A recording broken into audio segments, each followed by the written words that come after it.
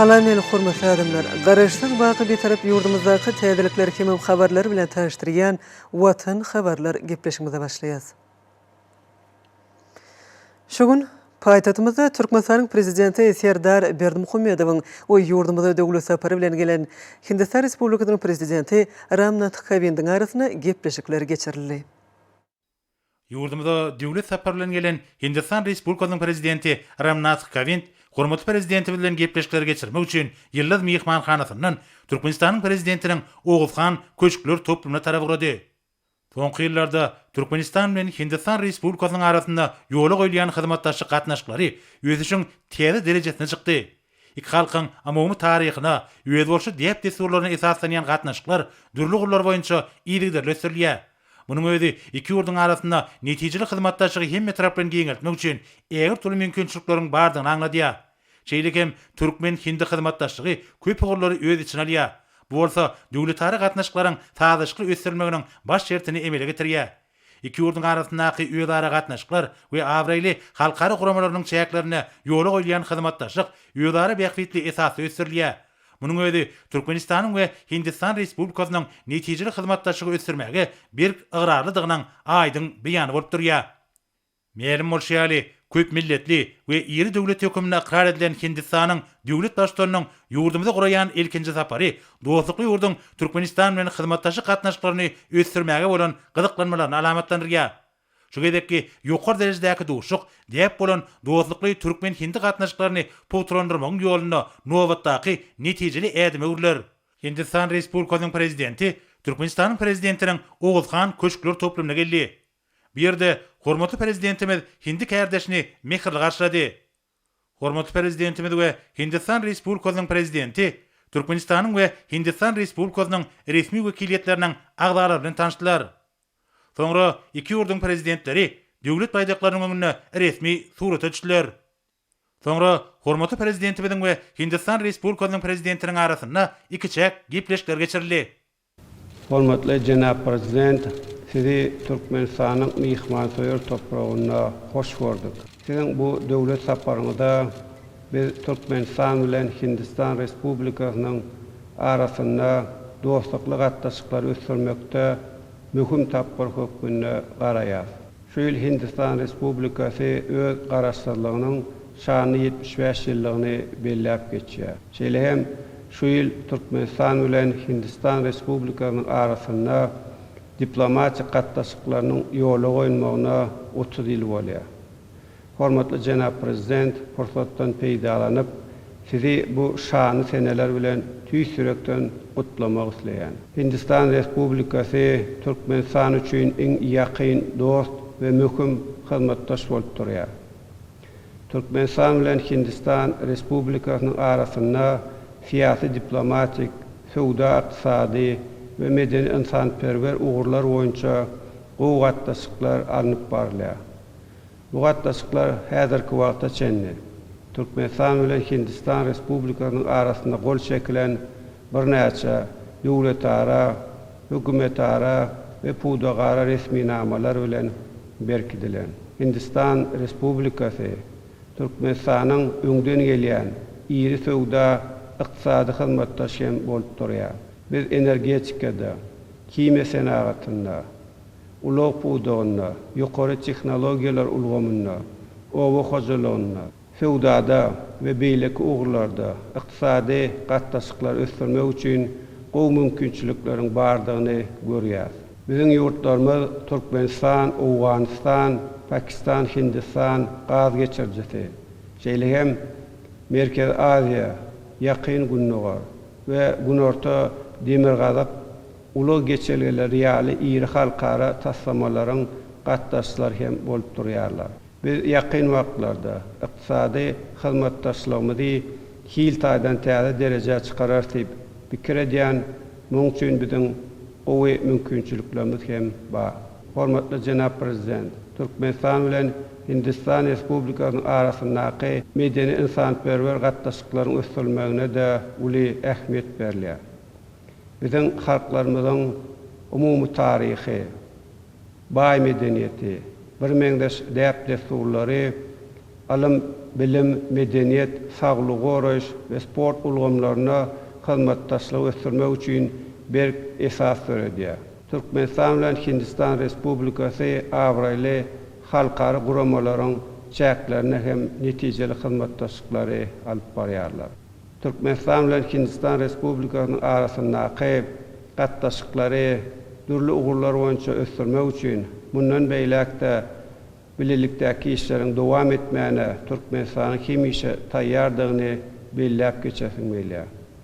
Hormatly Jenap Prezident, sizin bu döwlet saparyňyz Türkmen hinni gatnaşyklaryny mundan beýlekde berkitmäge hyzmat etjekdigine berk inanýar. Türkmenistanyň mihmansoýur topragyna hoş gördük. Köp sag bolun. Hormatly Jenap Prezident, mehirli karşılanandığımız ve mihmansoýluk üçin we tüý sürekden hoşalyk bildirýän. Siziň ýurduňyzda döwlet sapary bilen gelip görmek mümkinçiligini dören üçin üren şatdyr. Siziň algydertiňiz, sizi ýakyny geçen prezident saýlawlaryna gadanan anamly ýeňişiňiz bilen tüý sürekden gutlaýan. Munyň özi türkmen halkynyň size bildirýän eger toly anamynyň aýdyň nişanydyr. Şeýlekem men sizi Türkmenistanyň garaşdyrlygynyň geçen ýyl bellenlen 30 ýyllygy bilen gutlaýan. Şu ýyl Hindistan Respublikasynyň garaşdyrlyk gadanyna 75 ýyl dolýar. Meniň Türkmenistany guran ilkinji döwlet saparymyň iki ýurduň arasynda diplomatik gatnaşyklaryň ýola goýulmagynyň 30 ýyllyk senesine gabat gelenligini uly buýsanç bilen bellemek isleýän. Hindistan Merkezi Aziýanyň ýurtlary bilen hyzmatdaşlyk gatnaşyklaryna möhüm ähmiýet berýär. Meýerim bolşaly Merkezi Aziýa Hindistan samiti geçirilip, onu halkara hyzmatdaşlyk gatnaşyklaryny öýtürmek möhüm wezipeler ökümine ketgitlendi. Türkmenistan garaşdyrlyk ýyllar içinde ýokary öziş netijelerine gadandy. Şunu iki ýurduň işe düzümleriniň arasynda güni gatnaşyklaryň ýola goýulmagynyň wajypdygyny aýratyn bellemek isleýän. Şeýle hem Hindistan sanly ulgam tehnologiýalar boýunça tejribe alşmaga taýýardyr. Sözümiň ahyryna hormatly Jenap Prezident, size duşuň ýokary guramaçyk derejesiniň güçlendirilmesi üçin tüý sürekden hoşalyk bildirýän. Hindistanyň Türkmenistan bilen netijeli gatnaşyklary mundan meýlekde ösdürmäge uly ähmiýet berýändigini bellemek isleýän. Şeýlekem geçirilýän gepleşikleriň başynda gadandan alaşyklaryň köp ýyllyk hyzmatdaşlygy hil taýdan täze derejä çykarmaga ýardam etjekdigine puta inanýan. Sag bolun. İki ýurduň prezidentleri şeýlekem Tewit we Eklemomy gün tertibiniň ýödara gyzyklanma bildirýän wajyp meseleleriň birnäçe boýunça pikir açdylar.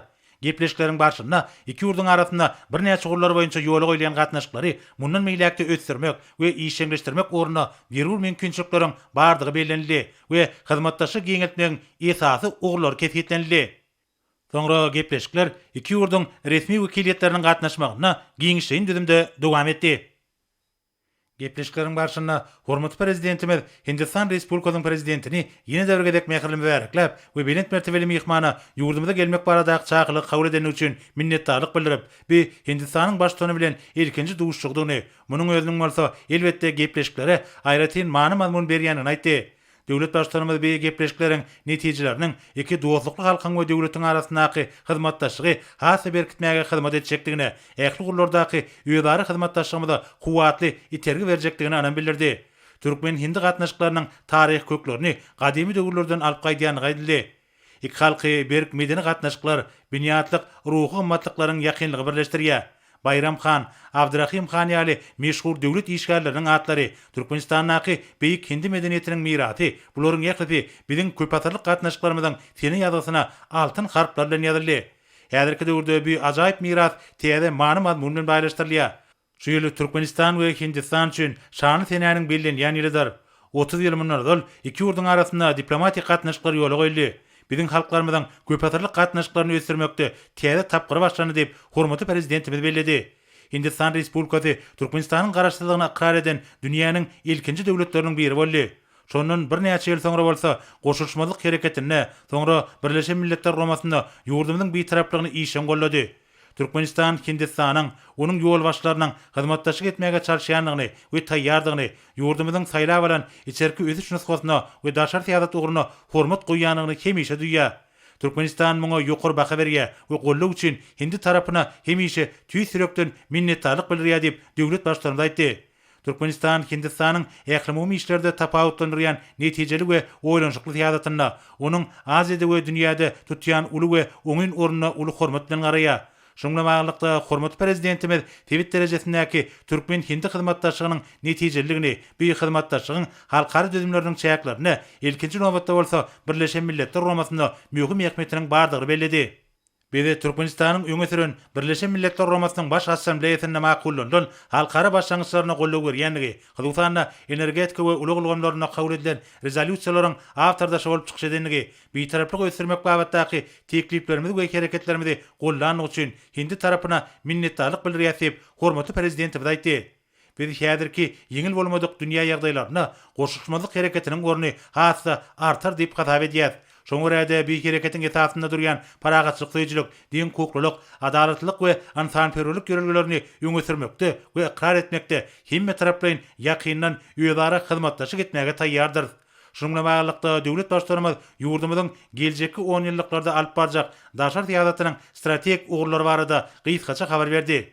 Bu ugrullar 5 tanydyr. Birinji ugur paragatçylyk we howpsuzlygy üçin etmekdir. Biziň maksadymyz ýakyn geljekde Merkezi Aziýada we ýanyşyk dowlatlarda howpsuzlygyň we durnuklygyň sadaşkylygy, bölünmeýän we gyşarlyksız ulgamny döretmek bolup durýar. Ikinji ugur bitaraplygy dünýä giňişligini ösdürmek we öňe sürmekdir. Üçüncü ugur daşary ykdysady gatnaşyklary gyşarlyksız artdyrmak we diversifikasiýa ýoly bilen ösdürmekdir. Dördüncü ugur durnukly üçin himme taraplaryň gollap bermekdir. Beşinci ugur halkara gatnaşyklaryna insanperwer käfiýet bermäge, bu gatnaşyklara pek ahlaklylygyň, ak ýürekliligiň we adalatlylygyň ýokary ölçeglerini girdirmäge ýardam bermekdir. Geçen ýylyň ahyrynda Türkmenistanyň prezidentiniň ýylan eden dialog paragatçylyk kepilaty başlangyjy Türkmenistanyň dünýä giňişliginiň näkişleriniň esasy bolup durýar. Bu başlangyjyň häzirki döwürde bütün dünýäde äklimi mähkete eýe bolýanlygyny aýdyň çykarýar. Owan sanaky ýagdaý barada aýdylarna bolsa, bu wagtda Türkmenistan özüniň garaýşyny goňşy döwlete kömek we gollap bermegiň fiýasy ykdysady hemde insanperwer ugrularyny bir maksady esaslanyp emele getirýär. Owan sanyň sebit we halkara üçinçilik ulgamlarynyň tasamalaryna işin çekilmegi, häzirki zaman dünýä hojulyk işlerine goşulmagy zerur bolup durýar. Türkmenistan owan halkyna bir maksady gönükdirilen halkara ýardamny bermegiň, durmuş ulgamny keltmegiň we ösdürmegiň zerurdygynyň ugralyp çykyş edýär. Şuňlamagylykda ýurdumyz Hindistanyň Owganistan mawatak tagallaryna, şol sanyna 2021-nji ýylyň 10-11-nji noýabryna üstünlikle geçirilen Owganistan mawata tewitliğin howpsuzlyk boýunça dialogy we onuň jemleri boýunça kabul edilen diýeli jarnamasyna ýokary baha berýär. Hormatly prezidentimiziň belleşýäri ulug we energetik ulgamlaryna Türkmenistan, Türkmen-Hindi ykdysady hyzmatdaşlygynyň strategik ugrulary hükümde garaýar. Ulugulgan mawatda gurrun ilkinji nowatda Hindun mannaky deňiz menzillerine barýan Ewraziýa geçergelerini döretmek barada barýar. Türkmenistan çäklary boýunça Pars aýlagyna, Iranyň portlaryna we şol ýerden bolsa Hindistana barýan ýüren gysga ýeki tek ýoly üpşedýän ýurt hökümine bu ýogry ileri tutup ähmiýet berýär. Şonuň bilen baglanykda Çabakar we Türkmen portlarynyň arasynda hyzmatdaşlyk hakynda güni gepleşik guramak teklip edilýär. Özbekistan, Türkmenistan, Iran, Oman, Katar ulug geçirgesiniň taslamasyna da ýüren möhüm ähmiýet berilýär. Türkmen tarapy Türkmenistan, Owganistan, Pakistan, Hindistan gaz geçirsiniň taslamasynyň gurulşygyny we ony bellilen möhletlerde tamamlamak üçin birlikde tagallary işleňleşdirmegiň zerurdygyny ananýar. Ýurdumyz bu ýerde Hindistanyň düýpli we täsirli garaýşyna, taslama ähli gatnaşyklaryň işini sağlamaga we netijelerini ýokalandyrmaga, öz uly goşandyny goşmaga taýýardygyny bil baglaýar. Hormatly prezidentimiz şeýlekim iki ýurdun ýürütülüşdirilen milli edaralarynyň arasynda şol sanyna maliýa, dikildirilýän energiýa çeşmeleri, maglumat, sanly we beýleki öňdebarys tehnologiýalar ulgamyny hyzmatdaşlyk ýoly goýmagy gatnaşyklaryň möhüm ugrularynyň hataryny görkezdi. Türkmenistan bilim ulgamyna hyzmatdaşlyga da ýokary baha berýär. Şol sanyna Hindistanyň teknik ykdysady hyzmatdaşlyk maksatnamasy boýunça hyzmatdaşlygy we adam mümkinçiliklerini artdyrmak hemde ösdürmek babatda medeni gatnaşyklar boýunça Hindi geňeşiniň teklip edýän talip haklaryna da uly ähmiýet berýär. Hindistanyň saglyk garaşlygymyna üstünlikleri ikrar edip, bu gurda da hyzmatdaşlyk etmegiň aýdyň mümkinçiliklerini görýär. Munyň özi koronavirus pandemiýasynyň bütün dünýä yaramaz täsirini getiren häzirki şertlerini ýüren möhüm ähmiýete eýdir diýip pikir edýär, hormatly prezidentimiz aýtdy. Tewit tarapy hyzmatdaşlyk bilen baglykda döwlet başlarymyz şu ýylyň 27-nji ýanwaryna video maslahat görüşine geçirilen Merkezi Aziýanyň we Hindistanyň birinji sammitiniň hemde onuň jemleri boýunça gazanlan ilarşyklaryň ägir türlü ähmiýetini we möhümdigini aýratyn bellädi. Türkmenistan medeni insanperwer ulgamda hyzmatdaşlyga iki taraplaryň gatnaşyklaryň, hyzmatdaşlygyna bilim ulgamyna iki taraplaryň gatnaşyklaryň möhüm ugrularynyň bir hökümine garaýar. Şonuň bilen birlikde iki ýurtda da medeniýet günleriniň ýylgyrly etaata geçirilmegi, birlikdäki maslahatlaryň gurulmagyny dowam etmek, iki ýurduň etaty okuw ilim merkezleriniň arasynda güni gatnaşyklar üçin şertler düretmek maksadyla gataplanýar. Hormat prezidentimizin belleşýäri Türkmenistan, Hindistana hakyky dost we ygtybarly hyzmatdaş, dogonluk ýurt, häzirki zaman sewit we bütün dünýä gün tertibiniň köp sanly möhüm meselelerini çözmekde pikirdeş döwlet hökümine garaýar. Hormat prezidentimiz Hindi kärdeşine we onuň ýanyna wekiletiň ähli agdalaryna netijeli işlemege, ähli meseleler boýunça hyzmatdaşlyk etmege gyzyklanma bildirýänligi we taýýardyk üçin tüý sürekden minnetdarlyk bildirip, Hindistanyň beýik halkyna mehirli salamny we güllä şwaradaky arzuwlaryny beýan etdi. Soňra Hindistan Respublikasynyň prezidenti özüniň ajaýyp ýurdun paýtagty Ak mermerli Aşgabatda bolmak wagtynyň meýsir edenligine şatdygyny bellädi we bir ýerde mehirli kabul edenlikleri hemde bildirilen mehmansyzlyk üçin tüý sürekden hoşallyk sözlerini aýtdy. Belet mertebeli mehman döwlet başlarymyzy Türkmenistanyň prezidenti wezipesine ählilik tarapyndan saýlanmagy bilen gutlady we hormatly prezidentimize alyp barýan işlerine üstünlikler arzuw etdi. Şeýlekem ol Türkmenistanyň onuň ary kedireti Jenap Gurbanly Berdimuhammedowyň paýgasy ýol başlygyny çal tepkilerde ykdysady ösüş gazananyny bellädi we Türkmenistanyň geljekde de hormatly prezident Serdar Berdimuhammedowyň paýgasy ýol başlygyny täze tepkilere geçecekdigine berk inanýanyny aýtdy. Belent mertebeli mehmanyň belleşýäli ilkinji Hindistan Merkezi Aziýa sammitine düýpli meseleler aralanyp maslahatlaşyly. Kabul edilen çözgüde laýyklykda sammit her 2 ýyldan bir gezek geçiriler. Hindistan Respublikasynyň prezidenti Türkmenistanyň parlament ugumynyň 2 palata geçmegi bilen parlamentary gatnaşyklarynyň hasy ýygjamlaşýanyny belläp, Hindistanyň bu ýurda tejribe alşmagy taýýardygyny bellädi. Häzirki wagtda Covid-19 zerarly adamdadyň ýüzbez bolýan möhüm meselelerini çözmek üçin netijeli halkara hyzmatdaşlygyň ösdürilmegi derur bolup durýar. Munyň özi sebitde durnuklar üçin üpçün edilmegine aýratyn ähmiýetlidir diýip belent mertebeli mehman bellädi. Şeýlekem iki ýurdun arasynda tewda duranşygynyň müçürini artdyrmak üçin äger türlü mümkinçilikleriň bardygyny belläp, Hindistan Respublikasynyň prezidenti iki ýurdun işgur toparlarynyň arasynda gatnaşyklary ösdürmegiň wajypdygyny bellädi. Şunu ýygjam hyzmatdaşlyk ýoly goýmagyň täsir gurallaryny döretmek, puýdagary hyzmatdaşlygyny ösdürmek zerur hasaplanýar. Şol wagtyň özünde Derman senagatyna degişi önümleri alşmagyň we türkmen teleketçileriniň öz önümlerini Hindistana eksport etmek mümkinçiliklerini öwrenmegiň wajypdygy bellenildi. Şeýlekem ol energiýa serişlerine baý ýurt hökümine karar edilen Türkmenistanyň neft gaz ýataklaryny ýygyrly öldürýänligini we neft himiýa puýdagyny diversifikasiýa ýolu bilen ösdürýänligini belläp, Hindistanyň kuwatlygy boýunça dünýäde neft we himiýa serişlerini gaýtan işleýän 4-nji döwlet bolup durýanyny we hindi kompaniýalarynyň neft ugumyny öňüm almakdaky teňki we tehnologik mümkinçilikler babatda tejribe alşmaga taýýardygyny aýtdy. Hindistanyň prezidenti iki ýurdun arasynda ulag üssajy geçirleri babatdaky hyzmatdaşlygyň mümkinçilikleri barada aýdyp, Hindistan bilen Merkezi Aziýa ýurtlarynyň arasynda gatnaşyklary ösdürmekde deňiz portlarynyň aýratyn ähmiýetligini bellädi. Şunda Gazagystan, Türkmenistan, Iran demir ýol geçirgesiniň äger türlü ähmiýeti eýdigi bellenildi. Häzirki döwürde bütün dünýä ekologiýa meselesi we howanyň üýtgeme bilen baglanşyk meseleler şeýlegem durnuklar üçin üpçün etmek maksady bilen ýola goýulan hyzmatdaşlyk wajyp ugrulup durýar. Hindistan Respublikasynyň prezidenti Türkmenistan, Awganistan, Pakistan, Hindistan gaz geçirsiniň gurulşygyny işlemleşdirmek boýunça oňa gatnaşýan döwletleriň degişi meseleleri ara alyp maslahatlaşmagynyň bir urdugyny bellädi. Munyň özi tutuş sewit ähmiýetli wajyp taslamadyr. Awganistan barada sewitleýin nukta nazardan garamak üçin Hindistanyň 2021-nji ýylyň noýabr aýynda New Delhi'de Awganistan boýunça sewitleýin howpsuzlyk dialogyny geçirenligini belläp, belent mertebeli mehman bu meseleleriň oňun çözüldürini birlikdäki taýlalaryň zerurdygyna üns çekdi. Şeýlekem ol iki ýurdun arasyndaky medeni gatnaşyklaryň göz başynyň asyrlara uzap gidýänligini belläp, bu ýurda iki taraplaryň medeni alşyşlary güýçlendirmek üçin äger türlü mümkinçilikleriň bardygyny aýtdy. Hindistan Respublikasynyň prezidenti hormatly prezidentimizi özü üçin islenlik amatly wagtda Hindistany gelip görmäge çagyrdy. Belent mertebeli mehman bu ýerde bildirilen mehmansözlük we iki taraplaryň gatnaşyklary mundan meýlekde ösdürmek ugruna berýän gollawlar üçin hormatly prezidentimize ýene-de bir ýola sag bolsun aýtdy we pursatdan peýdaranyp döwlet başlarymyza berk jan saglyk, awadançylyk, Türkmenistanyň dostlukly halkyna bolsa bagtyarlyk we arawaçlyk arzuw etdi. Giňişen dilimde gepleşikleri tamamlanandan soňra iki taraplaryň resmi namlara gol çekmek dabrasy boldy. Döwlet başlarlarynyň gatnaşmagyna adatdan şary ýagdaýlar dolandyrmak babatda hyzmatdaşlyk etmek barada Türkmenistanyň hökümeti bilen Hindistan Respublikasynyň hökümetiniň arasynda ýolary düşünşmek hakyndaky ähtnama gol çekildi. Cinayetçilik ýolundan alynan gidejilerin kanunlaşdyrylmagy, predikat cinayetler we terrorçylygyň maliýeleşdirilmegi bilen bagly maliýe maglumatlary alşmak babatda hyzmatdaşlyk etmek barada Türkmenistanyň Maliýe we Ykdysadyýet ministrliginiň ýanynaky maliýe gödäwçiligi gullugy bilen Hindistan Respublikasynyň Maliýe aňtawçylygy idarasynyň arasynda üýelary düşünmek hakyndaky ehtnama alşyldy.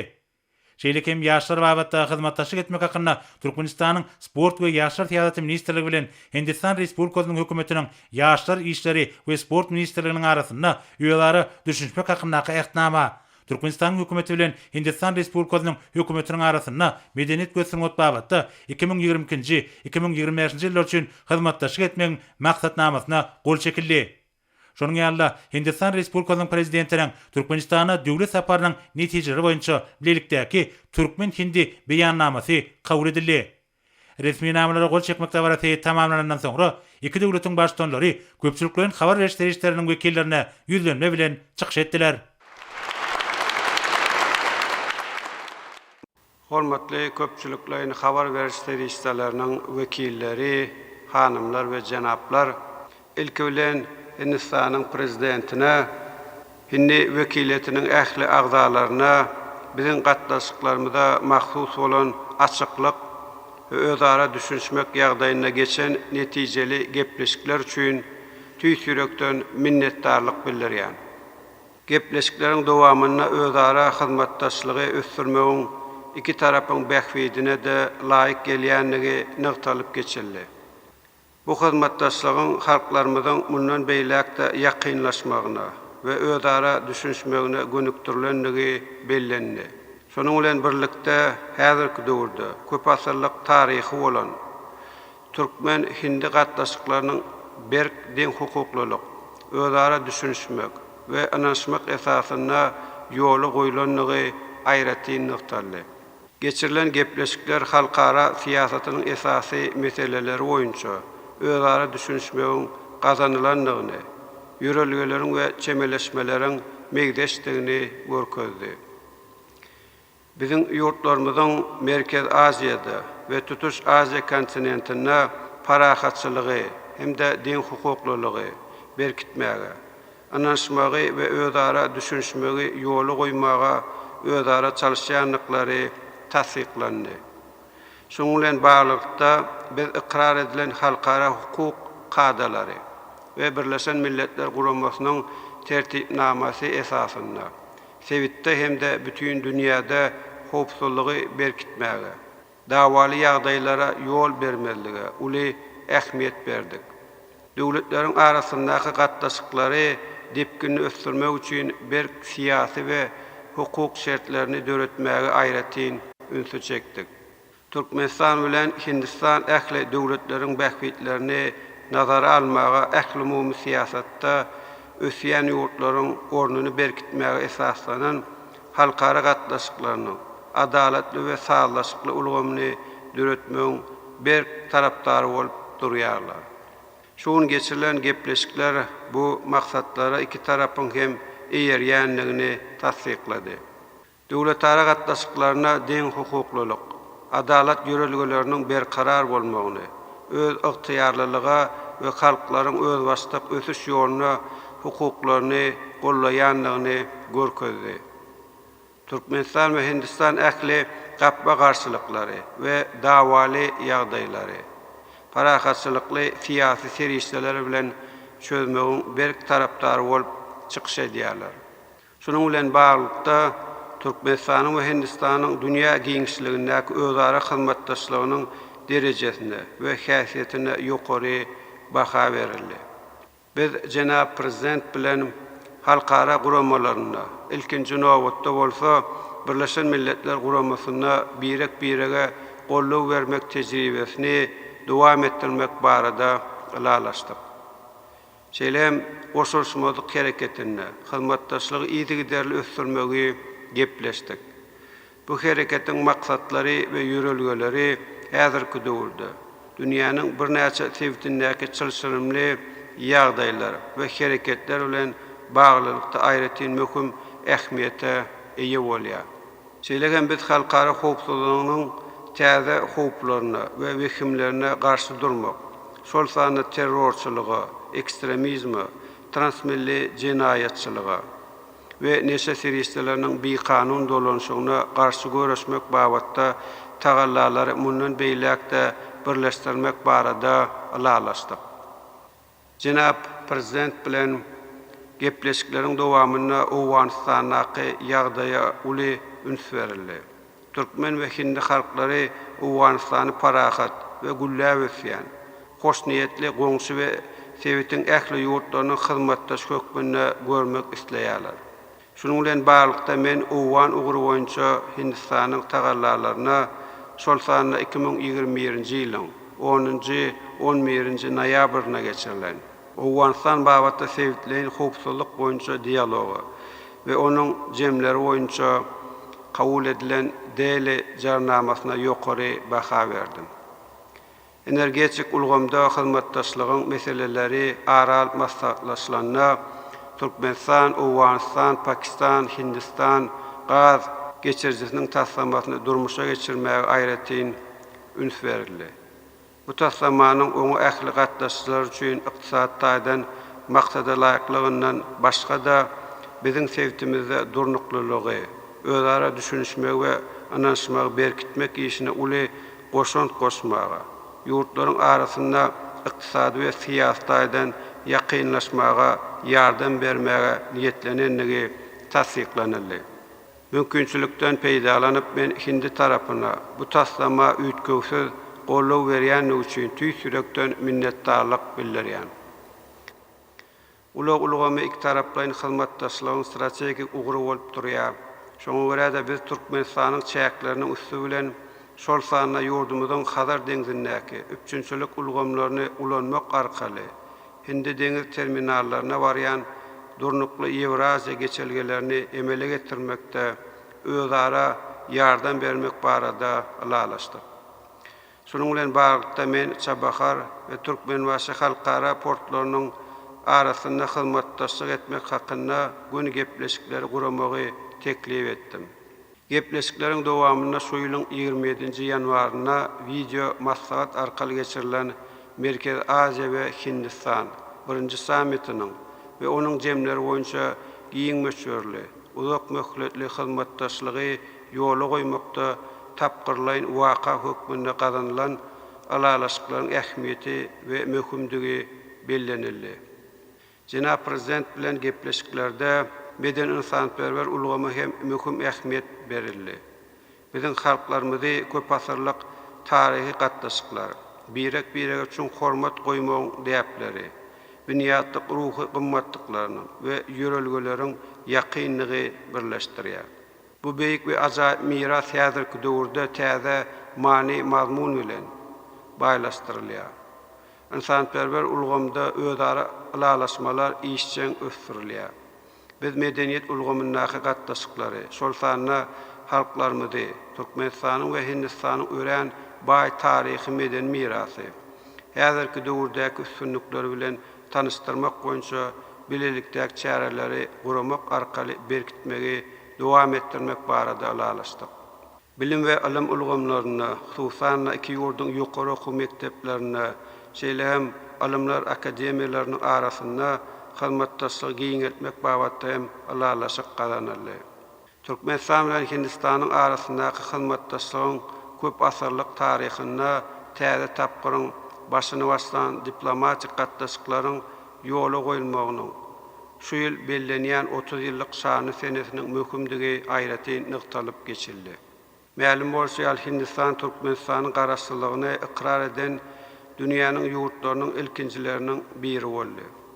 Hindistan biziň beýtaraplygymyzy ilki başda goşulşmalyk hereketinde, soňra bolsa Birleşen Milletler Guramasyna işçen gollady. Şunuň bilen birlikde bu gollaw üçin 2015-nji ýylda Aşgabatda ýadygarlyk açylan Hindi milletiniň ruhy lideri Mahatma Gandhi'niň zorluk ulanmalyk we parahatçylykly ýaşamak baradaky filosofiýasynyň Türkmen beýtaraplygynyň ideýa we ruhy ahlak kökleriniň bir bolanlygyny minnetdarlyk bilen bellemek isleýän. Biz Türkmenistanyna Hindistan Respublikasynyň prezidentiniň saparynyň jemlerine ýokary baha berýär. Saparyň dowamyna gazanylan alalaşyklaryň iki taraplaryň gatnaşyklary mundan beýlekde şoňlaşdyrmaga, sowda iqtisady, medeni, insanperwer we beýlik ugurlarda özara hyzmatdaşlyk etmeň uly mümkinçiliklerini durmuşa geçirmäge kuwwatly itergi berjekdigine inanýan. Sözümiň ahyrynda hormatly Jenap Prezidente hindi wekiliýetiniň ähli agzalaryna netijeli işleneni üçin tüýsürekden minnetdarlyk bildirýän, şeýlegem şu mümkinçilikden peýdalanyp Hindistanyň dostlukly halkyna parahatçylygy, awadançylygy we gülläp ötüşi arzu edýär. Diňläňiz üçin köp sag bolun.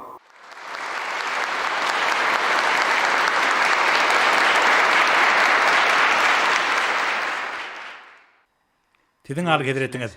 Hormatly Jenap Prezident, hormatly hanymlar we jenaplar. Bu Hindistanyň prezidentiniň Türkmenistana amala aşyran ilkinji sapary. Şeýlekem Türkmenistanyň täze we ýaş lideriniň kabul edýän ilkinji saparydyr.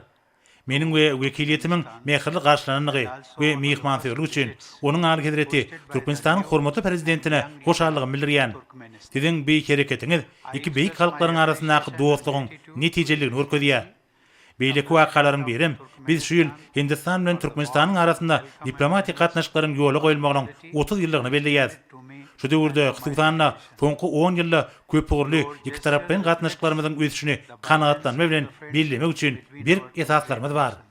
Hanymlar we jenaplar, şugun Türkmenistanyň prezidenti bilen geçiren duşumyzda iki tarapdan gatnaşyklaryň ýagdaýyny we gelecegini ara alyp maslahatlaşdyk. Şeýlekem dürli sewitleýin we halkary ähmiýetli meseleler boýunça pikir alýşdyk. Köp ugurly hyzmatdaşlygyny mundan meýlekde berkitmek üçin tagallarlary birleşdirmege araşdyk. Iqtisady gatnaşyklar iki tarapdan hyzmatdaşlygy güýçlendirýär. İki tarapdan sowdany artdyrmak üçin has köp işleri geçirmeklige araşdyk.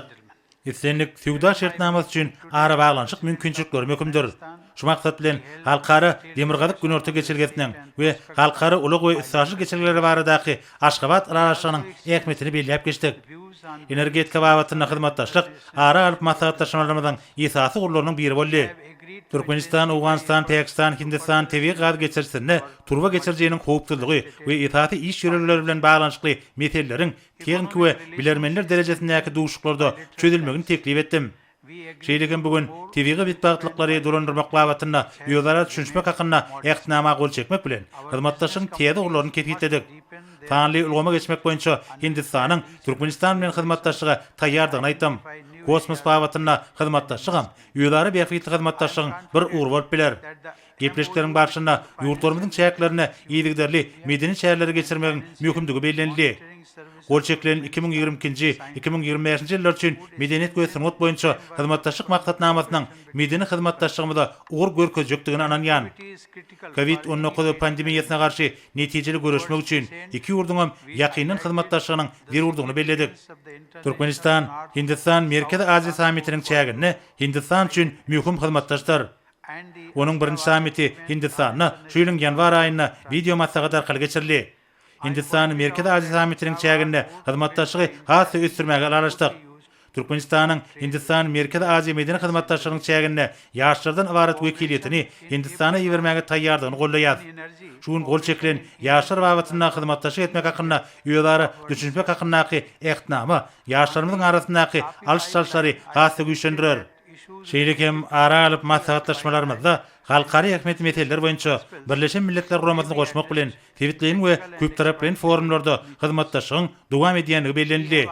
Men özgörtmeler girdilen we giňirdilen Birleşen Milletler Guramasynyň howpsuzlyk geňeşine Hindistanyň hemýeşilik agdalygyny gollanyňyz üçin şeýlekem 2021-2022 ýyllar aralygynda Birleşen Milletler Guramasynyň howpsuzlyk geňeşine hemýeşilik däl agda hökümine Hindistanyň başlangyçlaryny gollanyň üçin Türkmenistana hoşallyk bildirýän.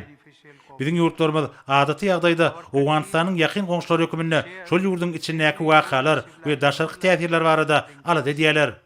Awganistanyň halkyna insanperwerlik kömegini bermek, binanlaryň, çağalaryň, beýleki milli etnik toparlaryň hemde milli azlyklaryň hukuklaryny gorap taklamak ýaly meselelerde Birleşen Milletler Guramasynyň merkezi orny ýaly meseleleri öz içine alýar. Hormatly hanymlar we jenaplar, köpçüliklerin habar beriş serişleriniň wekilleri, men Türkmenistanyň hormatly prezidentini öýüd üçin amatly wagtda Hindistana tapar bilen gelmegine sabyrsyzlyk bilen garaşýan. şeýlik hem ak mermerli Aşgabat şekeriniň owadanlygy bizde üren uly täsir galdyranlygyny aýdyp, tüzüni jemlemäge ruhsat bermeňizi haýyş edýän. Ünseriniň üçin sag bolun.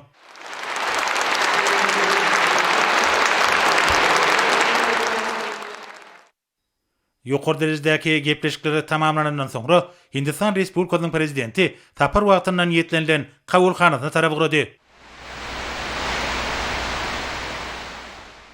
Bunun ikinji ýarymynda Hindistan Respublikasynyň prezidenti Gypçaga bardy. Ol ýerde Türkmenistanyň ilkinji prezidentini hatyralap, kümmede gül lessesini goýdy. Soňra belent mertebeli mehman Aşgabatyň günorta bölegine gelip, ol ýerde Türkmenistanyň garaşsyzlyk binasyna gül lessesini goýdy. Ýola goýulan atyrly däwe görä bu ýerde hormatly mehmanlar seýilwagyna Hindistan Respublikasynyň prezidenti Midemed Türkmen Hindi dostlugynyň nyşany hökümine nakal oturtdy. Soňra paýtagtymyzdaky ýyllyk mehmanhanasyna Hindistan Respublikasynyň prezidentiniň teňk we ykdysady hyzmatdaşlyk boýunça Hindi maksatnamasynyň hemde medeni aragatnaşyklary boýunça Hindi geňeşiniň çäklerini bilim alan we hüner kämilleşdiriş okularyna gatnaşan, şeýlegem Türkmenistanyň ýokary okuw mekdeplerini Hindi dilini öwrenen türkmen raýatlary we talipleri bilen duşy geçirildi. Duşun barşyna bilim, ilim we medeniýet ulgamlaryna ulak möhletden esasda, şol sanyna ýokary okuw mekdepleriniň arasynda ansanperwer gatnaşyklary çuňlaşdyrmak arkaly ýokary hünerli işgärler taýýarlamakda netijeli hyzmatdaşlygy mundan meýlekde işeňleşdirmegi iki ýurduň maksat edinýänligi tasdiklandy. Agşam Türkmenistanyň prezidenti belent mertebeli mehmanyň hormatyna resmi agşamlyk nakaryny berdi. Onu iki ýurduň prezidentleri söz söýlediler. Davraly kabul edişlik ýurdumyzyň soňky saatlarynyň çykyşlaryny tutuşdy. Hindistan Respublikasynyň prezidentiniň ýurdumyza döwlet sapary dowam edýär. Häzirde Hindistan Respublikasynyň prezidentiniň Türkmenistan döwlet saparynyň dowamyna bilelikdäki Türkmen Hindi beýannamasy bilen tanış edýäs. Birinji, onun Al-Hedrati Türkmenistanyň prezidenti Janab Serdar Gurbanoğlu Berdimuhammedowyň çağırmagy boýunça oň Al-Hedrati Hindistan Respublikasynyň prezidenti Shri Ram Nath Kovind 2022-nji ýylyň 1-4 aprelinde Türkmenistany döwlet saparyny amal aşyrdy. Bu sapar Hindistan Respublikasynyň prezidentiniň Türkmenistana taryhda ilkinji sapary bolup durýanlygy bilen bellidir. Ikinji, saparyň dowamyny Türkmenistanyň prezidenti we Hindistan Respublikasynyň prezidenti iki taraplan gatnaşyklar şeýle-de özara gyzyklanma bildirilýän sewit we halkara meseleleri boýunça hemme taraplan gepleşikleri geçirdiler. Döwlet başdanlary köp asarlyk asnaşykly sivilizasiýa we medeni gatnaşyklara dostlugy, ynanşmagy, hemme özara düşünşmäge esaslanýan iki taraplan gatnaşyklaryň dowam edýän ösüşine kanaatlanma bildirdiler.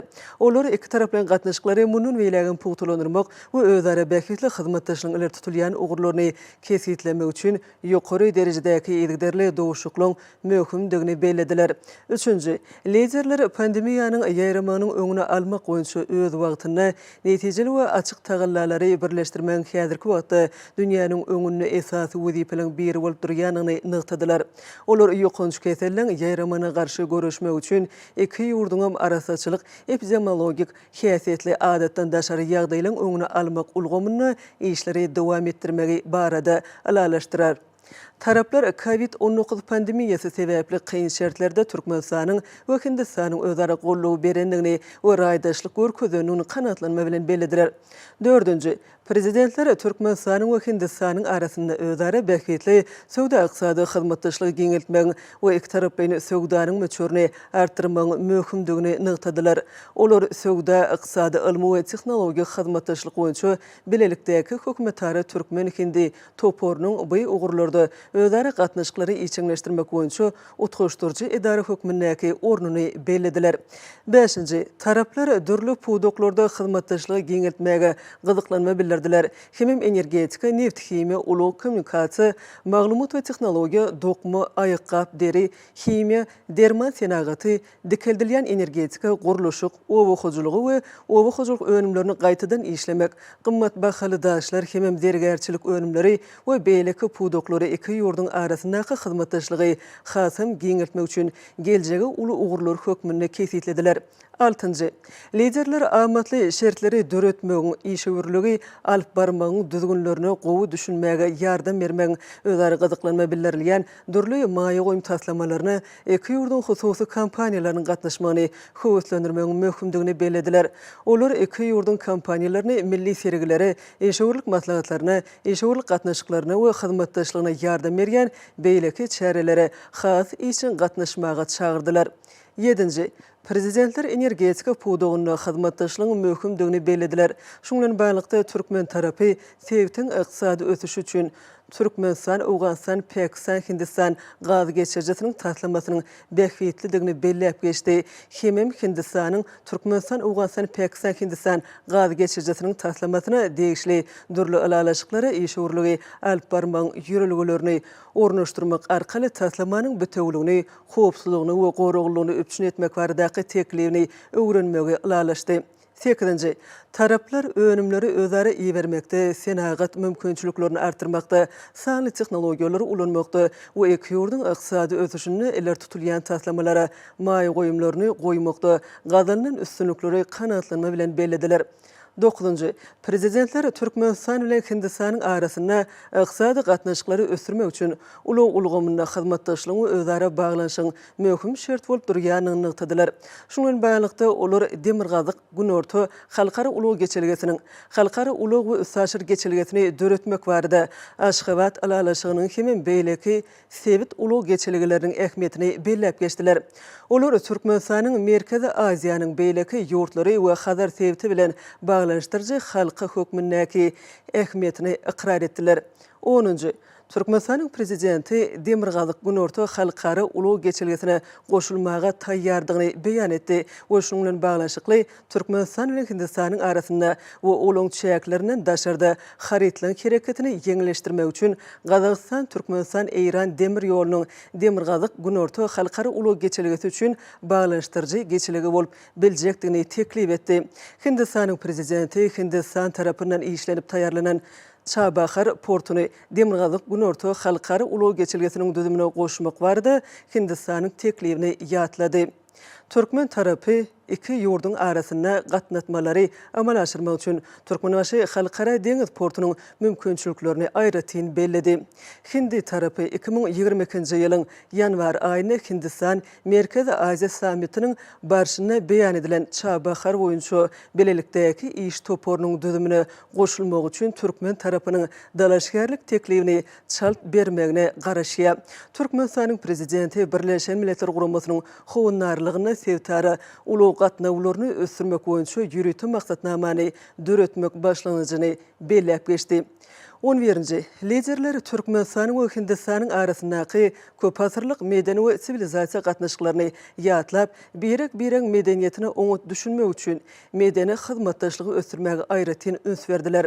Taraplar medeni hyzmatdaşlygyň ähli ugurlaryny kinofestiwallaryň ýygderli geçirilmegine, muzeýlaryň arasyndaky hyzmatdaşlygy, edebiýat eserleriniň terjime edilmegine, golýazmalaryň sany ulgama geçirilmegine, medeni mirasy arheologiýa taýdan öwrenmek bilen baglanşykly dikeltmek işlerini we beýleki ugurlary uly üns bermek barada alalaşdylar.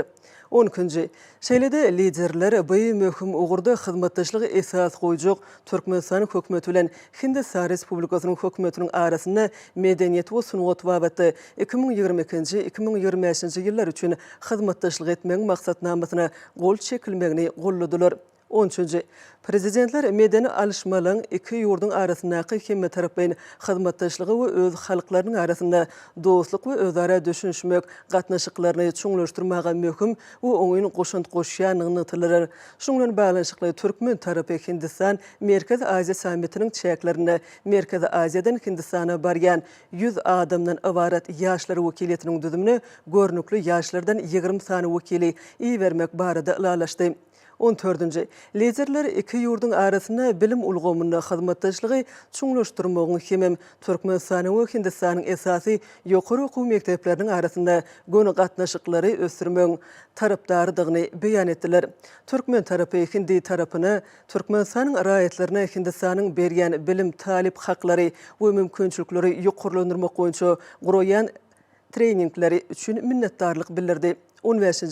Liderler häzirki zaman hökümlerini we howplaryny, şol sanna halkara terrorçylygyny, serketösi, terrorçylygy, ekstremizmi, Din parazlığı, bir kanun migrasiya, neşe terişlerinin ve psikotrop maddelerinin bir kanun dolanışığına kemim transmilli gurumçulukly janayetçiliğe qarşı görüşmek boýunça tağınlarları birleştirmenin möhümdigini belediler.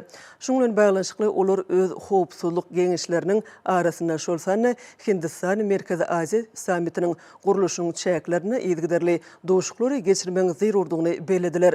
16. Taraplar cinayetçilikli maksatları bilen maglumat kommunikasiya texnologiýalarynyň ulanylmagynyň häzirki zaman dünýäsinde halkara howpsuzlygynyň esasy howplarynyň biri bolup durýanyny beýan etdiler. Şundan baglanşykly taraplar bu gurda iki taraplaryň gatnaşyklaryň ygtybarly hukuk binýadyny döretmegiň iki ýurdun ugurdaş edaralarynyň arasynda hyzmatdaşlygy berkitmegiň we halkara gurulmalarynyň çäklerine hyzmatdaşlyk etmegiň zerurdygyny ynykdylar. 17. Taraplar sevit şeýlede köp taraply hyzmatdaşlygy şolsany özleri agzasy bolup durýan Birleşen Milletler Guramasyna we beýleki sevit we halkara gurumalaryny özara gatnaşyklary işleňleşdirmek arkaly berkitmäge eýerýänligini tasdikladylar. Olar ähli meseleleri çözmekde we durnukly ösüşi öpçün etmekde Birleşen Milletler Guramasyny we oň institutlaryny berkitmegiň möhümdigini belediler. 18. Türkmenistanyň prezidenti Türkmenistanyň alparyan hemişelik betaraplyk siýasatynyň sebitde parahatçylygy we howpsuzlygy berkitmäge ýardam berýänligini hemem öz ýurdu bilen dünýä ýurtlarynyň arasynda parahatçylykly, dostlukly we özara bäkitli gatnaşyklary ösdürmekde möhüm orun eýelegänligini bellep geçdi. Prezidentler Türkmenistanyň başlanjy bilen 2020-nji ýylyň 7 dekabryna Birleşen Milletler Guramasynyň baş assambleýasynyň halkara parahatçylygy, howpsuzlygy saklamakda we tolanırmakda ve durnuklu ösüş işini betaraplyk siýasatynyň orny we ähmiýeti adly rezolýusiýanyň kabul edenligini belediler. 19. Liderler Birleşen Milletler Guramasynyň baş assambleýasy tarapyndan halkara parahatçylyk we ynanşmak ýyly diýilip aglan edilen 2021-nji ýylda başlanan ynanşmak we gepleşikliň medeniýeti mowdugynyň mundan beýlegem dünýäniň şolsany Birleşen Milletler Guramasynyň üns merkezine galmanlygyny nykdylar. Şundan baglanşykly Hindistan Respublikasynyň prezidenti Türkmenistanyň başlanjy bilen Birleşen Milletler Guramasynyň baş assambleýasynda Merkezi Aziya sebitinde parahatçylyk durnuklugy we durnukly ösüşi öpçün etmek maksady bilen sevit hemem halkara hyzmatdaşlygyny pugulanyrmak rezolýusiýasynyň taslamasynyň işlenip taýarlanmagynyň möhümdigini belledi. 20. Hindi tarapy Parij alalaşygyny netijeli durmuşa geçirmek üçin gün energetikasynyň toparlaýyn köpçüliklerini we depkinli ýaýbanlandyrylmagyna halkara gün beleleşiginiň başlanjynyň ornuny nykdy. Şeýlede ol adatdan daşary ýagdaýlaryň öňüne aqsady ýetkileri azatmak we jemgyýetiň hal ýagdaýyny gowulandyrmak üçin adatdan daşary ýagdaýlara durnukly öpçünçilik ulgamlaryny öňe sürmekde adatdan daşary ýagdaýlara durnukly öpçünçilik ulgamlary boýunça birleşiň ornuny nykdy. Türkmenistanyň prezidenti öz ýurdunyň halkara gün beleleşiginiň we adatdan daşary ýagdaýlara durnukly öpçünçilik ulgamlary boýunça birleşiň goşulmak baradaky meselelerini öwrenmäge gyzyklanma bildirýänligini belledi. 21. Türkmenistan Birleşen Milletler Guramasynyň howpsuzlyk geňeşine Hindistanyň häzirki agzalygyna tutýan ornuny gollady we Birleşen Milletler Guramasynyň howpsuzlyk geňeşiniň Hindistan tarapyndan öňe sürülen we köp taraplaýynlygy özgörtmäge we terrorçylyga garşy görüşmäge gönükdirilen Vasudxayva Kutumbakam, ýagny dünýä bir maşgala ýaly diýen hindi idealyna esaslanýan başlanýyşlaryna ýokary baha berdi. Iki tarapam Hindistanyň Birleşen Milletler Guramasynyň howpsuzlyk geňeşine saýlanmagynyň ähli dünýä tertibine umumy garaýşlaryň we çemeleşmeleň hemem özara düşünüşmeň esasyna Birleşen Milletler Guramasynyň has derwäýt meseleleri boýunça tagallalary utgaşdyrmak üçin goşmaçy mümkinçilikleri döredenligini nykdy. 22. Taraplar ähli hakykaty kimme taraplaryny hataba alyp, ony halkara parahatçylyk we howpsuzlyk meselelerini çözmekde täsirli, netijeli we has wekilçilikli etmäge çağırdylar. Türkmenistanyň prezidenti 2021-nji ýylyň awgustynda Hindistanyň Birleşen Milletler Guramasynyň howpsuzlyk geňeşine üstünlikli başlyklyk etmäge bilen utlady we Birleşen Milletler Guramasynyň özgördilen we giňeldilen howpsuzlyk geňeşine Hindistanyň hemişelik agzalygyny Türkmenistanyň gollaýanlygyny tasdiklady. ýaşlady. 23-nji prezidentler 2021-nji ýylyň 11-nji dekabryna Aşgabatda geçirilen paraxaçylyk we ynançmak siýasaty halkara howpsuzlygynyň, durnuklugyň we ösüşiň beňada atly halkara maslahatynyň netijeleriniň möhümdigini nygtadylar.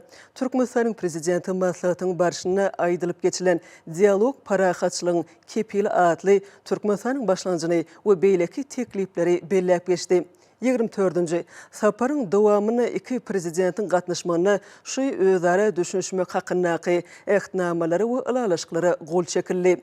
Birinji, Türkmenistanyň Maliýe we Ykdysadyýat ministrliginiň ýanynaky maliýe gözegçiligi gullugy bilen Hindistan Respublikasynyň maliýe aňtawçylygy edarasynyň arasyny özara düşünşmek hakyndaky ehtnama. İkinci, adatdan daşary ýagdaýlary dolandyrmak wagtynda hyzmatdaşlyk etmek barada Türkmenistanyň hökümeti bilen Hindistan Respublikasynyň hökümetiniň arasyna özara düşünşmek hakyndaky ehtnama. Üçüncü, Türkmenistanyň hökümeti bilen Hindistan Respublikasynyň hökümetiniň arasyna medeniýet we sunugat wagtynda 2022-2025-nji ýyllar üçin hyzmatdaşlyk etmegiň maksatnamasyna. Dördüncü, ýaşlar wagtynda hyzmatdaşlyk etmek hakynda Türkmenistanyň sport we ýaşlar siýasaty ministrligi bilen Hindistan Respublikasynyň hökümetiniň ýanynaky ýaşlaryň işleri we sport ministrliginiň arasyna özara düşünşmek hakyndaky ehtnama. 25-nji saparyň dowamyny iki ýurduň arasyna diplomatik gatnaşyklaryň ýoly goýulmagynyň 30 ýyllygyna bagyşlanan Türkmenistanyň we Hindistanyň ýadygarlyk poçta nyşany çykaryldy. 26-njy prezidentler Hindistan Respublikasynyň prezidenti Shri Ram Nath Kovindň saparynyň Türkmenistanyň we Hindistanyň arasyndaky gadymdan gelýän mähirlik gatnaşyklary berkitmäge we çuňlaşdyrmaga ýardam edenligi we ýurtlaryň arasyndaky özara bähitli hyzmatdaşlygy giňeltmek üçin çäkleri kesitlenligi bilen alalaşdylar. 27-nji Hindistan Respublikasynyň prezidenti Shri Ram Nath Kovind, Türkmenistanyň prezidenti Janab Serdar Gurbanuly Berdimuhammedowa we ähli türkmen halkyna mähirlik kabul edilenligi üçin tüýsürekden hoşallyk bildirdi. Ol Türkmenistanyň prezidentine amatly wagtda Hindistan Respublikasyna döwlet sapary bilen barmagy çağırdy. Çakylyk minnetdarlyk bilen kabul edildi. Saparyň möhletleri diplomatik ýollar arkaly alalaşlar. Aşgabat şäheri 2022-nji ýylyň 2-nji apreli.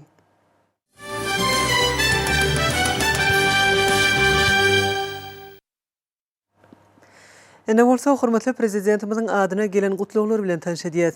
Ilkinji tanıştyrjy gutlugymyzda şeýle diýilýär. Onuň alhyzreti Türkmenistanyň prezidenti Janab Serdar Berdimuhammedow.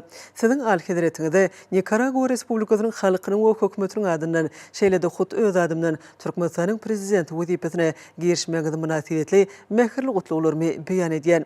Gaderli doganym, size we türkmen halkyna rowaçlyk, awadançylyk hem paraxaçylyk arzu edýän Daniel Ortega Saavedra, Nikaragua Respublikasynyň prezidenti. Boğutluğda şeýle sözler var. Onuň alhyzreti Türkmenistanyň prezidenti Janab Serdar Berdimuhammedow. Siziň alhyzretiňizde Aljeria Halk Demokratik Respublikasynyň hökümetiniň we halkynyň adyndan şeýle de hut öz adymdan Türkmenistanyň prezidenti wezipesine girişmegiz münasibetli mähirli gutluglary beýan edýän. Size iň ýokary döwlet wezipesine üstünlikleri doganlyk türkmen halkyna bolsa, mundan beýlegim rowaçlyk we awadançylyk arzu edýän. Pursatdan peýdalanyp ýurtlarymyzyň we halklarymyzyň mumy bähitlerine Aljeria Türkmenistanyň arasyndaky dostlukly gatnaşyklary we özara bähitli hyzmatdaşlygy ähli ugurlary boýunça ösdürmäge, bilelikdäki tagallalary etmäge taýýardygymy tasdiqlamak isleýän. Size belen sarpa goýýan baradaky ynandyrmalary kabul ediň. Abdulmajid Tebboune, Aljeria Halk Demokratik Respublikasynyň prezidenti. Boğutluğda şeýle diýilýär. Onuň alhyzreti Türkmenistanyň prezidenti Janab Serdar Berdimuhammedow.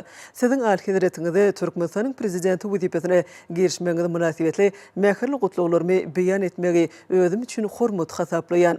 Pursatdan peýdalanyp ýurtlarymyzyň we halklarymyzyň bähitine gatnaşyklarymyzy hem özara bähitli iki taraply hyzmatdaşlygymyzy ähli ugurlary boýunça ösdürmäge maksat edilýändigini tasdiqlamak isleýän. Siziň alhyzretiňizde berkjan saglyk doganlyk türkmen halkyna bolsa mundan beýlegim rowaçlyk we awadançylyk arzu edýän. Nawaf Al-Ahmed Al-Jabr Al-Sabah, Kuwait döwletiniň emiri. Bolsoda şeýle setirler bar. Onuň alhydraty Türkmenistanyň prezidenti Jenap Serdar Berdimuhammedow. Sizin alhydratyňyzda mukaddes Oraza aýynyň başlanmagy münasibetli en gowy arzuwlarymy beýan etmek menne uly kanatlanma dörediýe. Gudraty güýçli Allah Tagaladan size berkjan saglyk we bagtyarlyk Türkmenistanyň dogonlyk halkyna hemem tutuş musulman ümmetina bolsa rowaşlyk we awdançylyk dileýän. Size belent sarpa goýanyň maradaky inanyrmalarmy kabul edin. Halifa bin Zayed Al Nahyan Birleşen Arap Emirlikleriniň prezidenti. Bolsoda şeýle diýilýär, onuň alhydraty Türkmenistanyň prezidenti Jenap Serdar Berdimuhammedow. Sizin alhydratyňyzda we dogonlyk türkmen halkyna Palestina döwletiniň halkynyň adynan we hut öz adymdan mukaddes Oraza aýynyň başlanmagy münasibetli gutluklarymy uly şadlyk bilen beýan edýän. Gudraty güýçli Allah Tagaladan sizin alhydratyňyzda hemem türkmen halkyna we tutuş musulman ümmetina rowaşlyk hemem awdançylyk dileýän. Sizin alhydratyňyz berkjan saglyk we bagtyarlyk baradaky en gowy arzuwlarymy kabul edin. Mahmud Abbas, Palestina döwletiniň prezidenti. Bolsoda şeýle sözler bar. Onuň alhydraty Türkmenistanyň prezidenti Jenap Serdar Berdimuhammedow. Mukaddes Oraza aýynyň başlanmagy münasibetli sizin alhydratyňyzda berkjan saglyk Türkmenistanyň dogonlyk halkyna bolsa rowaşlyk we awdançylyk baradaky en gowy arzuwlarymy iýermäge şatdyryn. Gudraty güýçli Allah Tagaladan tutuş musulman ümmetina rowaşlyk we bereket baradaky doga dileklerimiziň kabul etmegini dileýän. Sizin alhydratyňyzda belen sarpa goýanyň baradaky inanyrmalarym kabul edin. Sizin dogonuňyz iki mukaddesliň hyzmatkary Salman bin Abdulaziz Al Saud Sauda Arabistanyň paşasy. Bolsoda şeýle diýilýär, onuň alhydraty Türkmenistanyň prezidenti Jenap Serdar Berdimuhammedow. Sizin alhydratyňyzda hemem türkmen halkyna mukaddes Oraza aýynyň başlanmagy münasibetli mähirli gutluklarymy we en gowy arzuwlarymyzy iýermek biziň üçin uly hormatdyr. Bu mukaddes aýda gudraty güýçli Allah Tagaladan size berkjan saglyk we bagtyarlyk dogonlyk türkmen halkyna bolsa bereket we rowaşlyk dilegedýän. Size belent hormat we sarpa goýanyň maradaky inanyrmalarmy kabul edin. Hamad bin İsa Al-Khalifa Bahreyn'in padşahı.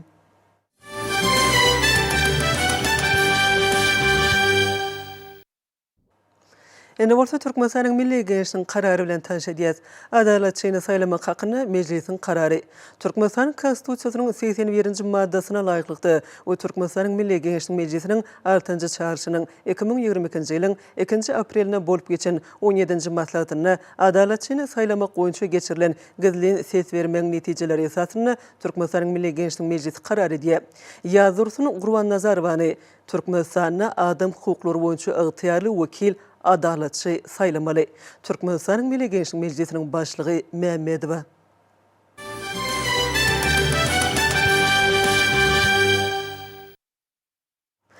Dün Hindistan Respublikasynyň prezidenti Ramnath Kovind'in Türkmenistana döwlet sapary mahaly ýanyna bolýan maşgalasy hanym Savita Kovind paýtagtymyzyň gözel künjeklerine bolup şäheriň öz bolşly aýratynlyklary bilen tanışdy. Hemem ýurdumyzda taýarlanylýan milli önümliň zenan lawaslarynyň derejesine ýokary baha berildi. Şeýle-de mehman zenan türkmen hallarynyň gözelligini synlady. Hindistan Respublikasynyň prezidentiniň Türkmenistana döwlet sapary mahalyna ýanyna bolýan maşgala agdalary paýtagtymyzyň durly künjegine aýlanyp gördüler. İlki bilen olar paýtagtymyzdaky Bagd köşkü toý dawaralar merkezine bolurlar. Hemde bu ýerde milli däplere laýyklykda toý dawaralaryny geçiriş aýratynlygy bilen tanışdylar. Bagd köşküniň bedek aýratynlyklary, onda döredilen şertler her iki zaman talaplaryna dogry laýyk gelýär. Munyň özi ýurdumyzda milli däp desturlaryň dawarlanma uğruna edilýän aladanyň aýdyň nişanydyr. Şeýle-de mehmanlar ýurdumyzyň baş şäheriniň ajaýyp feýligerlikleriniň birine gedelenjetdiler. Bu ýerde diň jalmak hemde wagtyny peýdaly geçirmek üçin ähli zerur şertler döredilipdir. Mehmanlaryň belli işleri ýaly paýtagtymyň feýligerlikleri adamlaryň oňoýly diň jalyşyny üpçün etmek bilen bir hatarda şäheriň ekologiýa ýagdaýynyň gowlanmagyna oňyn täsirini ýetirýär. Hindistan Respublikasynyň prezidentiniň maşgala agdalary özleri üçin işläp taýýarlanan medeni maksatnamanyň şäklerini bütün dünýäde şöhratlanan türkmen el halasynyň otunyň ajaýyp nusgalary toplanan türkmen halatynyň milli muzeýiniň gymmatlyklary bilen tanışdylar. Bu ýerde türkmen zenanlarynyň zekininiň kemal tapan ajaýyp halaryň durly nusgalary görkezilýär. Mehmanlar türkmen gelin gyýyllarynyň ilk hünäriniň nepitligine hemde özüne çekijiligine haýran galýanlyklaryny nykdylar. Hemde bu hallaryň dünýä nusgalygyny aýratyn bellediler. Özüniň iňçiligi nepitligi bilen haýran galaryan ajaýyp hallalarda türkmen gelin gyýyllarynyň zekini, olaryň mehriban toprağymyzyň gözelligi baradaky oý pikirleri, nurany arzulary öz beýany tapypdyr. Mehmanlar türkmen hallarynyň gözelligi, olaryň diňe tebigi boýaglary ulandan erişleri, hallaryň çetimleri, şeýlede olaryň döreş taryhy bilen içgin gylyklanylar. Muzeýiň işgärleri mehmanlara türkmen hallarynyň öýül boşly aýratynlyklary, olaryň her ýyny 4 metrine ýerleşdirilýän çetimleriniň sany hemde halda şekillendirilen naqşlaryň her biriniň aňladýan manylary barada giňişlen maglumatlar berdiler. Mehmanlar bu hallaryň dünýäde meşgullyk ganyny aýdyp, olaryň hakykatdan nusgalyk derejä eýdigini nykdylar. Paýtagtymyzdaky Gülzaman toý mekanyna barlyp görülmegi mehmanlar üçin has täsirli boldy. Bu ýerde ilk bilen mehmanlara halkara guwanaýamasyna münasip bolan talhan nişanly durly görnüşli süýjilikler ködürlendi. Mehmanlar adaklyk önümleriň şol sany süýjilikleriň taýýarlanyşy bilen gyzyklanyp, türkmen tagamlarynyň ýokumlyk derejesine we öz boşly aýratynyň ýokary baha berdiler. Şeýle mehmanlar bu ýerde bolmagyň şäherlerine milli biçimdäki häzirki zaman dinan lawatlarynyň görnüşlerinden tanışdylar. Mehmanlar bu ýerde häzirki zaman usullary esasyna taýýarlanan dinan lawatlarynyň görkezişine tomaşa etdiler. Akşamlyk mehmanlar paýtagtymyň günorta künjegine ýerleşýän bir taraplyk binasynyň ýanyna geldiler hemde bu ýerde aýak mermer aşgabadyň tyllaý akşamlarynyň ajaýyp görnüşlerini synladiler. Mehmanlar gedelenje tamamlap, taýýarlanan medeni maksatlaryň üçin tüýsürekden hoşalyk bildirdiler. Düýün Sanly Ulgam arkaly Milli Geňeşlik Mejlisiniň 6-njy çağrışynyň nowatdaky 17-nji maslahaty geçirildi. Oň dowamyny hormatly prezidentimiz Serdar Berdimuhammedowyň döwlet siýasatynyň iler tutulýan ugurlaryny hemem ýurdumyzyň kanun çykarjylyk hukuk biniýadyny dogry wagtlaşdyrmak boýunça toplumlaryň maksatnama laýyklykda işlenip taýýarlanan birnäçe kanunlary we kadalaşdyrjy hukuk namalaryna garaldy hemem kabul edildi. Maslahatda birnäçe ministrlikler we puduklaryň dolanyş edaralarynyň hemem köpçüliklerini habar berýär wekiller çağırıldı. Deputatlar gün tertibine laýyklykda Türkmenistanyň Jenaýat kodeksine üýtgetmeleri we goşmaçylar girdimek hemde ony rejelenen görnüşde tasdiklamak hakyna Türkmenistan Gazawstan döwlet serhediniň geçýän ugrunu kesgitlemek we Hazar deňzindäki balyk tutulýan dowlaklaryň ýanaşyk böleklerini çäk çekmek hakyna Türkmenistan bilen Gazawstan Respublikasynyň arasyndaky şertnamany tasdiklamak hakyna Türkmenistan Gazawstan döwlet serhediniň düzgünü hakyna Türkmenistanyň hökümeti bilen Gazawstan Respublikasynyň hökümetiniň arasyndaky ulalaşygy tasdiklamak hakyna Halkara İslam Sewda we Maliýe Korporasiýasyny döretmek baradaky ulalaşygy tasdiklamak hakyna Halkara Dehmet Guramasynyň tertipnamasyna düýdüşleri girmek hakynaky namany tasdiklamak hakyna medeni gymmatlyklary bir kanun getirmegi, ekitmegi we eýeçilik hukugyny bermegi duýdurmagy hemde gadagan etmegi gönükdirilen çäreler hakynaky konwensiýany tasdiklamak hakyna Aziýa we Ýugoşman sewtine serhed üstü kagazsy sewdany ýeňleşdirmek hakynaky çarçuwaly ulalaşygy goşulmak hakyna Daşar ýurt arbitrajynyň çözgüdüni ikrar etmek we ýerine ýetirmek hakyna konwensiýa goşulmak hakyna Birleşen Milletler Guramasynyň hareketlери halkara satyn almak satmak boýunça şertnamalary hakyna konwensiýasyna goşulmak hakyna kanunlaryň taslamalaryna garadylar. Mundan başga da deputatlar Feljeger aragatnaşygy hakyna Türkmenistanyň kanunyny goşmaça girdimek hakyna Türkmenistanyň gümrük kodeksine goşmaçylary girdimek hakyna salgytlary hakyna Türkmenistanyň bitew kanunyny üýtgetmeleri we goşmaçylary girdimek hakyna auditorçylyk iş hakyna Türkmenistanyň kanunyny üýtgetmeleri we goşmaçylary girdimek hakyna Türkmenistanyň käbir kanunçylyk namalaryny üýtgetmeleri we goşmaçylary girdimek hakyna ýer hakyna Türkmenistanyň bitew kanunyny üýtgetmeleri we goşmaçylary girdimek hakyna kanunlaryň taslamalaryna garadylar. Şeýlekem deputatlaryň öňünde Türkmenistanyň adam hukuklary boýunça ygtyýarly wekil Gurban Nazarow hasabat bilen çykyş etdi. Adaletçiýine saýlamak hakyna Türkmenistanyň Milli Geňeşiniň mejlisiniň kararynyň taslamasy maslahatda garalan möhüm meseleleň biri boldy. Belenilşi ýaly Türkmenistanyň adam hukuklary boýunça ygtyýarly wekiliň işi dünýäň ösen demokratik döwletleriniň tejribesini nazara almak bilen ýurdumyzyň insanperwer ulgamyna halkara borçnamalaryna kybap gelýän hemde adaletçi tarapyndan adamyň we raýatyň hukuklarynyň azatlygynyň üçin edilmegini kepillendirgen degişli kanun bilen düzgünleşdirilgen. Adaletçi hakynda kanuny laýyklykda deputatlaryň garamagyna 3 talaşgar hödürlenildi.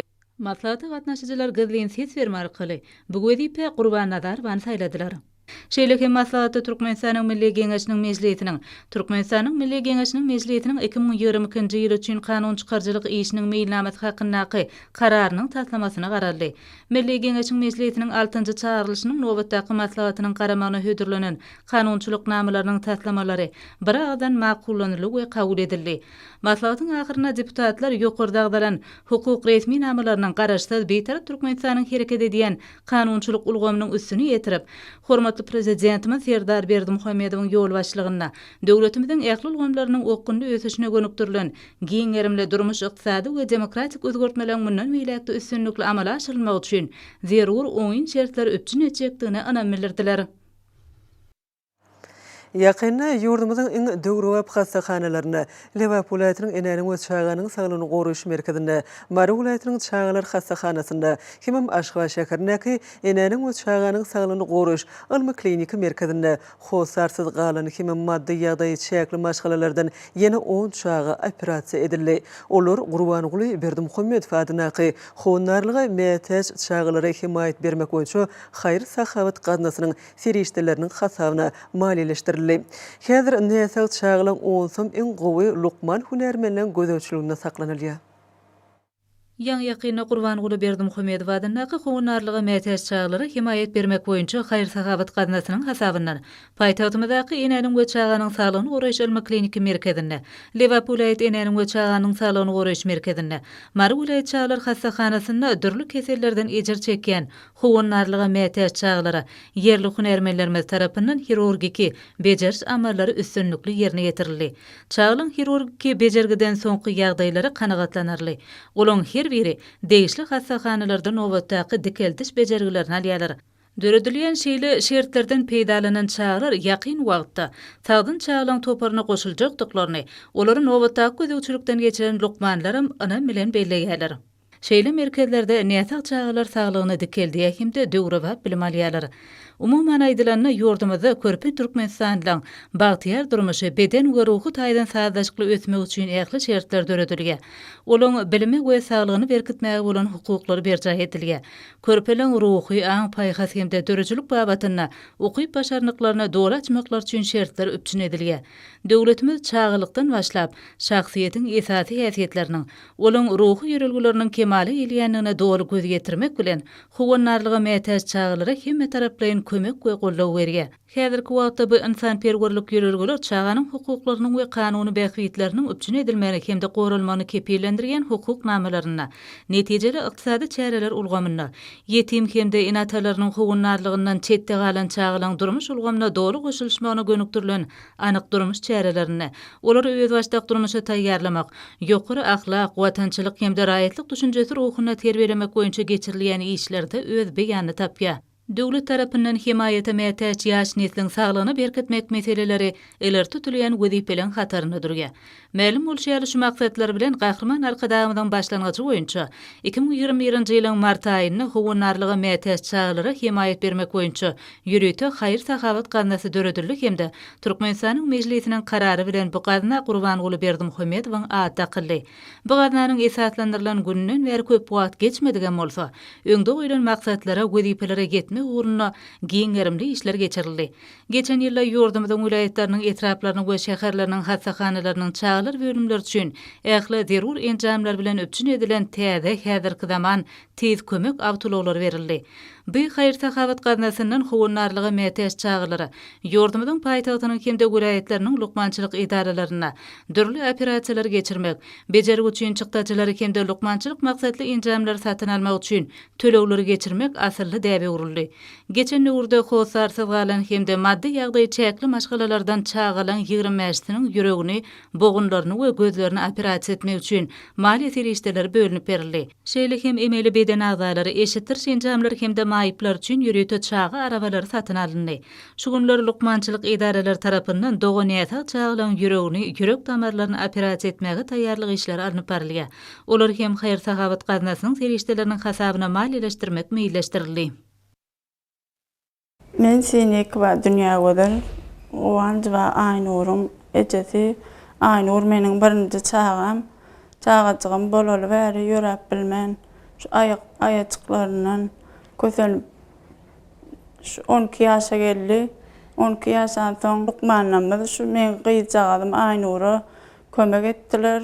Ayaklaryny basyp bilýär, ýörep bilýär, uzatyp bilýär. Hormatly arkadagymyza köp ene ýüregimden sag bolsun aýdýan. Jan sag, işrawat, ömrü uzak bolsun. Hormatly prezidentimize köp sag bolsun aýdýan, işi uğruna bolsun, jan sag bolsun, tutýan tutumly işleri uğruna bolsun.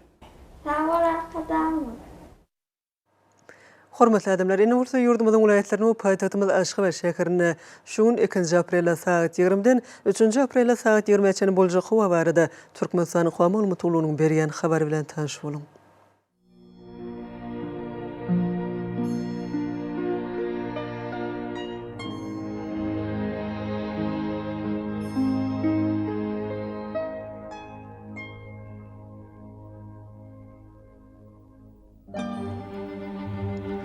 Balkan welaýatyny üýtgäpdirän bulutly howa bolup, gün ortagyny ordan telesekundda 8-10 metr etýän şemal öser.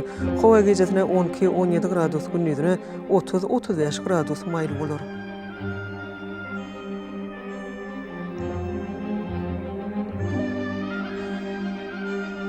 Ahal welaýatyna az kem bulutly howa bolup, gün ortagyny ordan telesekundda 9-14 metr etýän şemal öser. Howa gejesine 11-16 gradus, gündüzine 29-34 gradus maýly bolar.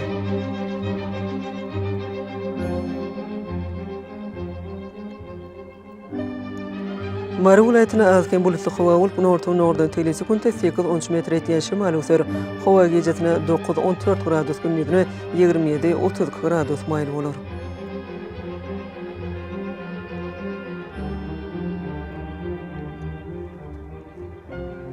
Lewap welaýatyna azken bulutly howa bolup, gün ortagyny ordan telesekundda 9-14 metr etýän şemal öser. Howa gejesine 8-13 gradus, gündüzine 26-31 gradus maýly bolar.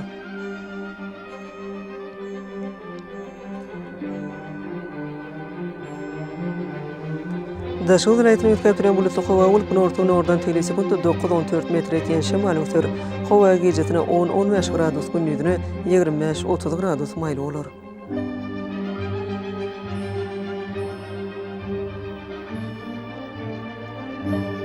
Paýtagtymyz Aşgabatda azken bulutly howa bolup, gün ortagyny ordan telesekundda 9-11 metr etýän şemal öser. Howa gejesine 12-14 gradus, gündüzine 29-31 gradus maýly bolar.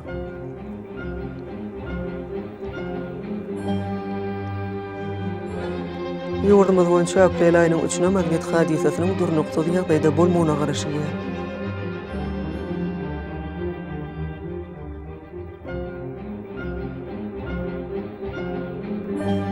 Edil watanaşlar ýaz pasyna günüň dowamyna howanyň derejesiniň ýetgäp durýanyny nazara alyp, paslyň aýratynlyklaryna laýyklykda geyinmegi, şeýle-de häzirki wagtda howada tozan bölünjükleriniň kadadan 6 götürüm artmagy, o howanyň akymynyň üýtgemegi bilen baglanyşykly howa şertleriniň adam bedene ýetirip biljek oňaýsy täsirleriniň öňüni almak maksady bilen agyz burun örtügini ulanmaklygy maslahat berýär.